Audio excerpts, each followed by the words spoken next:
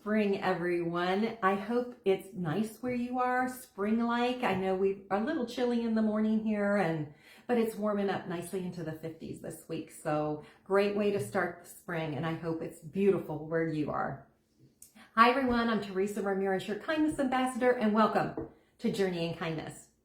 And today we're going to talk about your words, and that your words can create a hostile world or a compassionate world. Darlene Bishop says, what comes out of your mouth during the course of a day will determine the success or failure of your life. And in token, I say that your words can create a hostile environment or they can create a loving, peaceful environment. Which do you want to create? Personally, I'm going with the loving, peaceful, beautiful, compassionate, kind environment. And that all starts with your words. Up to this point, we have talked about the pause. So pause before you speak. Then we said, okay, you know what you're going to say. Is it true? Is it necessary? Is it kind? A lot of times when we're looking at something, it might be true, but 9 times out of 10, it is not necessary and it is not kind. A lot of times it's more important what you don't say than what you do say. So keep that in mind when you're talking about what you're speaking. We have also talked about gratitude. Gratitude where you are thankful for everything, absolutely everything. And that just builds that joy up inside of you. And it makes it difficult for you, or makes it easier for you to be kind. And last week we talked about compliments and how it's really hard if you're telling someone how wonderful they are for them to come back with nasty words. It just doesn't happen. And we also have to go back to the very beginning where I talked about serotonin levels.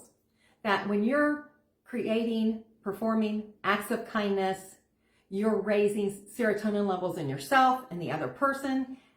Most important, you are raising serotonin levels in everyone that witnesses that. And that raises the happy level, raises the joy in everyone. So let's not forget that as we move forward. Gossip. As I said earlier, it's sometimes more important not to say something than to say something. If you're going, girl, she is wearing that outfit and it just looks hideous. Or, can you believe he did that? What was he thinking? You don't need to say that. It might be true, but it certainly isn't necessary and it certainly isn't kind. So keep that in mind. Keep in mind your children are watching. You're the CEO of your family. Your children hear everything you say, and don't think that they don't. They do. And they see everything that you do. So be the example. What words are you speaking? What world are you creating for them? Are you creating that hostile, angry, hateful environment? Or are you creating that loving, peaceful, compassionate, kind environment? Are you making a better world for yourself and your family? These are things that you need to think about.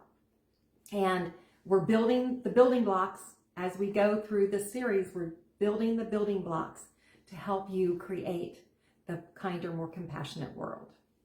And with that, I'm going to leave you with the thought today. And this quote is from Derek Prince. We cannot really have good lives if we do not control our tongues and our lips.